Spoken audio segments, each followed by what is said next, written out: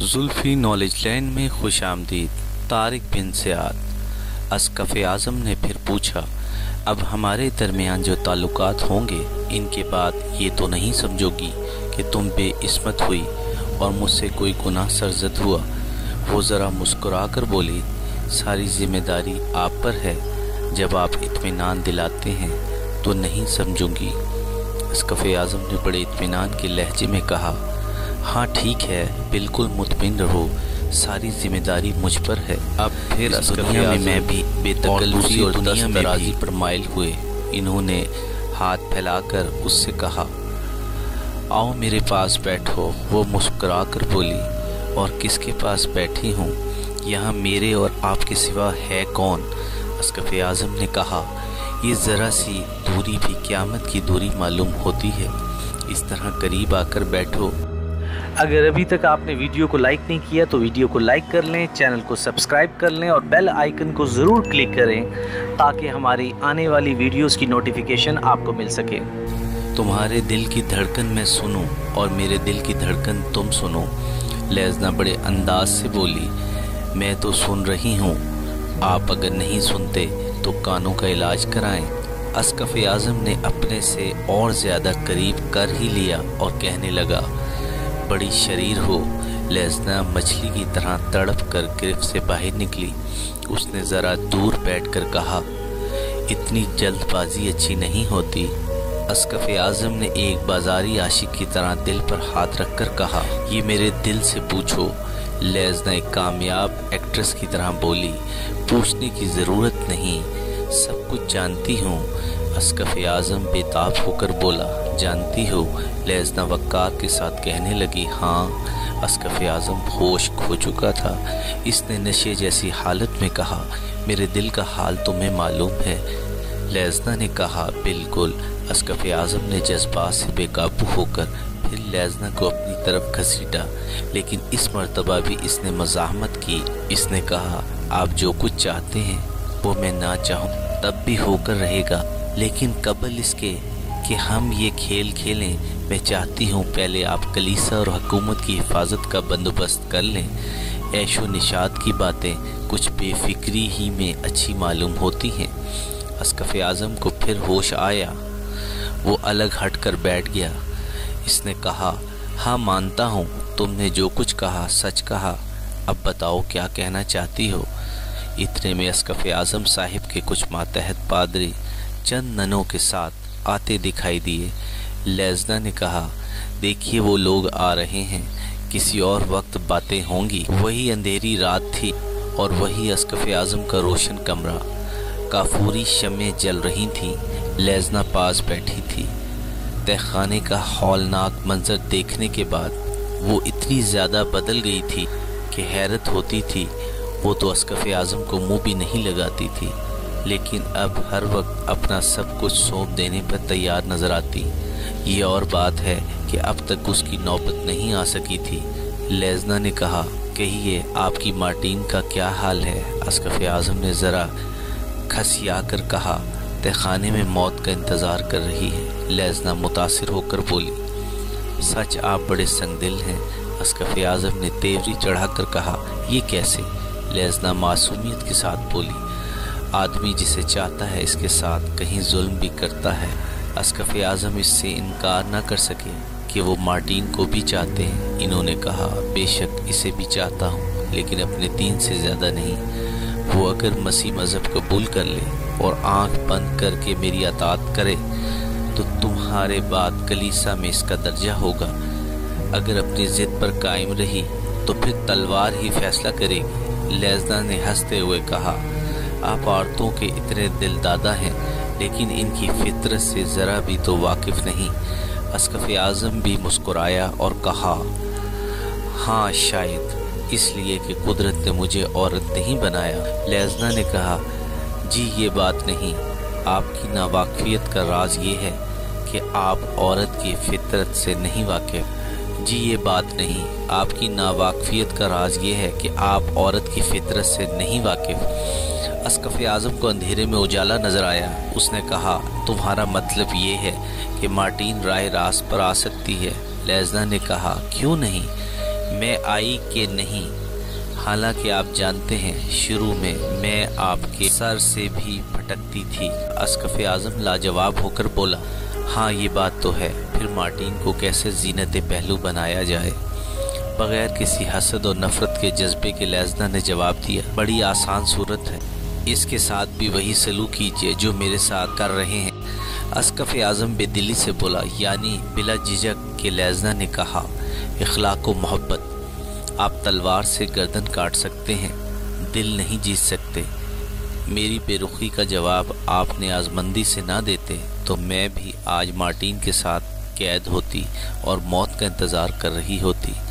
اسقف اعظم نے گھبرا کر کہا، توبہ کرو لیزنہ، کیسی باتیں کرتی ہو، کہاں تم اور کہاں وہ؟ لیزنہ بولی، جی یہ بات نہیں، عورت ہونے کی حیثیت سے میں اور مارٹین برابر ہیں، مجھے آپ نے محبت سے جیت لیا اور اسے سختی کر کے کھو دیا۔ اسقف اعظم صاحب نے صفائی دیتے ہوئے کہا، میں نے اگر سختی کی بھی تو تنگ آ کر، جب بالکل مایوس ہو گیا تب۔ لیزنہ بولی، اچھا خیر، اس بحث کو چھوڑ دیجئے، یہ بتائیے اگر میں مارٹین کو راضی کر دوں تو ایسا ہو سکتا ہے؟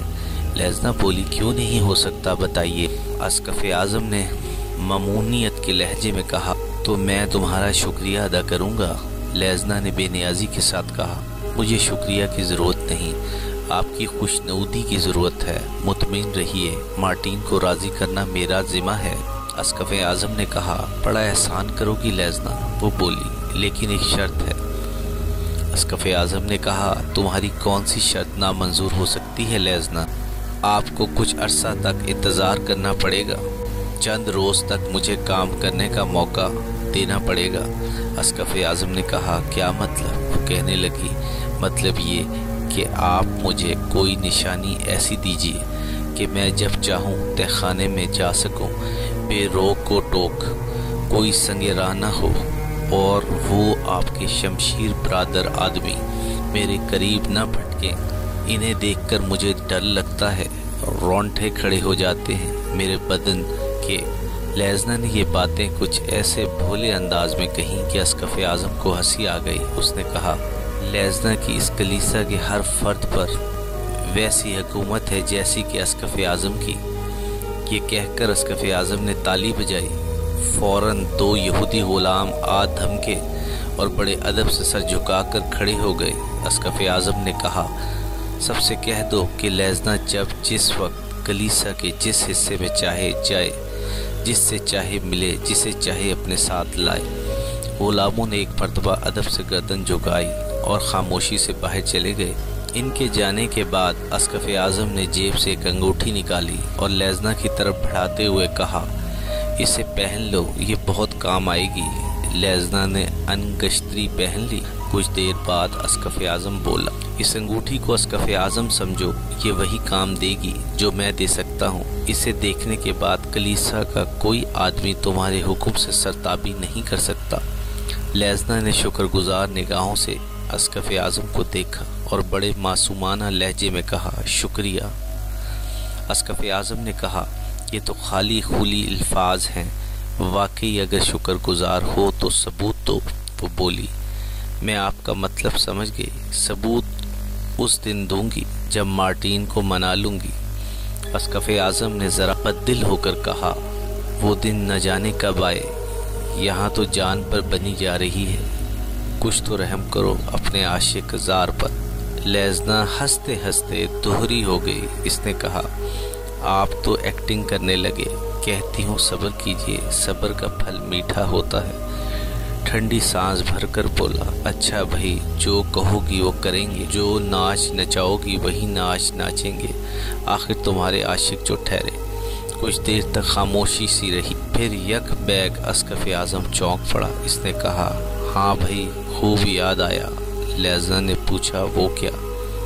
اسقف اعظم نے کہا، پہلے یہ بتاؤ، مارٹین کو راضی کرنے میں تمہیں اندازاً کتنے دن لگیں گے؟ وہ مسکراتی ہوئی بولی، یہی کوئی 2-3 مہینے۔ اسقف اعظم نے مایوسی کے عالم میں کہا، اوہ یہ تو بہت ہے۔ لیزنہ نے چھیڑتے ہوئے کہا، اچھا تو 12-15 ہفتے۔ اسقف اعظم اس مدت میں بھی تخفیف کرنے کے لیے کچھ کہنا چاہتا تھا، کہ اس کی نظر اس کے مسکراتے ہوئے ہونٹوں پر پڑی۔ سمجھ گیا کہ مذاق ہو رہا ہے۔ پھر اس نے کہا، لیزنا زیادہ نہ ستاؤ۔ وہ بولی، آخر آپ چاہتے کیا ہیں؟ اسقف اعظم نے کہا، صرف یہ کہ اپنا کام جلد انجام دو۔ لیزنا نے کہا، دوں گی، لیکن ہتھیلی پر سرسوں کیسے جما لوں؟ ایسی ہی جلدی ہے تو یہ رہی آپ کی انگشتری، آپ خود جائیے اور منا لیجیے اسے۔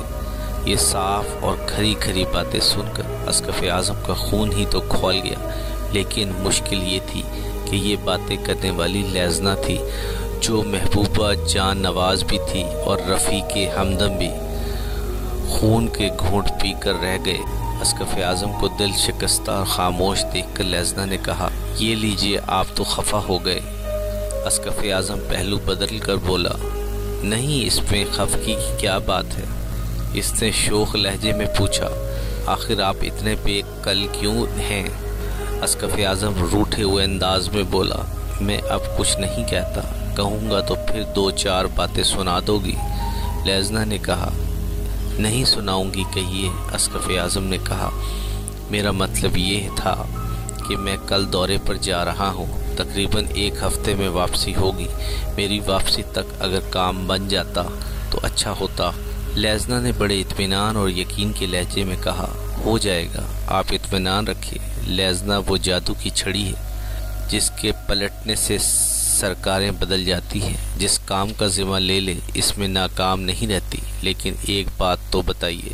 اسقف اعظم نے کہا، پوچھو، کون سی بات؟ لیزنا نے کہا، دورے پر آپ کیوں جا رہے ہیں اور کہاں؟ اسقف اعظم نے مشفقانہ انداز میں کہا، کلیساؤں کی تنظیم اور اندرونی انتظامات میرے ہی متعلق ہیں۔ کلیسا کے بعض بڑے بڑے مجرموں کی سزا بھی میرے ہی دورے پر منحصر ہے، لیکن ان سب سے ضروری ایک اور کام بھی ہے۔ لیزنا نے کہا، وہی تو پوچھ رہی ہوں۔ اسقف اعظم نے محبت بھری نظروں سے لیزنا کی طرف دیکھ کر کہا، کوئی اور پوچھتا تو ہرگز نہ بتاتا، لیکن تم سے چھپا بھی نہیں سکتا۔ لیزنا روٹ کر بولی، تو کہیے نا۔ اسقف اعظم نے ادھر ادھر دیکھ کر کہ کہیں کوئی سن نہ رہا ہو کہا، ایک بہت اہم کانفرنس ہے، لیکن بالکل پوشیدہ۔ لیزنا حیرت سے بولی، کانفرنس؟ اسقف اعظم نے کہا، ہاں، سبتا کا فرما روا اکاؤنٹ جولین بہت طاقتور بہادر ہے، پچھلے شاہی خاندان کا ایک رکن بھی ہے۔ ہمارے بادشاہ سلامت نے اسے ناراض کر لیا ہے، ڈر ہے کہ کہیں مسلمانوں سے نہ مل جائے۔ لیزنا کاؤنٹ جولین کا نام سن کر دب سی گئی، کیونکہ کاؤنٹ جولین کی بیٹی فلورینڈا اور اس کی بھتیجی شہزادی مریم لیزنا کی گہری دوست تھیں، اور یہ تینوں ایک شاہی تعلیمی ادارے میں کلاس فیلو رہی تھیں۔ یہی تو فلوریڈا کی عصمت کو بادشاہ روڈرک نے لوٹا تھا اور مریم کو اس کے چچا کے پاس واپس بھیج دیا تھا۔ لیزنا نے فلورینڈا کو بچانے کی بہت کوشش کی اور اس میں ناکام رہی۔ بالآخر وہ اپنی جان بچا کر اپنے گھر واپس آئی، اور پھر اس نے کلیسا میں نن بن کر آنا پسند کیا۔ ایپیسوڈ 48 اختتام پذیر ہوئی۔